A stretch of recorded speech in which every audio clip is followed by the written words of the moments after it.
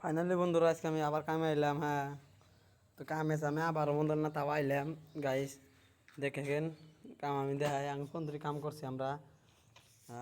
এই দেখেন এই যে একটা ওয়াল গাইতে শেষ দিছি এম্বুর দেয় না ডালাই চালাই ক্লিয়ার। এই যে এটা বহাইলাম, তারপরে এই যে এম্বুরা ডালাই হইলো, এই যে ফর্মা ডালা হইলো।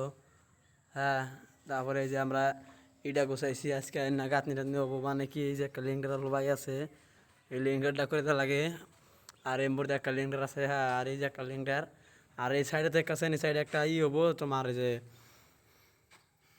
জাপ সিস্টেম হবো। হ্যাঁ, দহন সিস্টেম।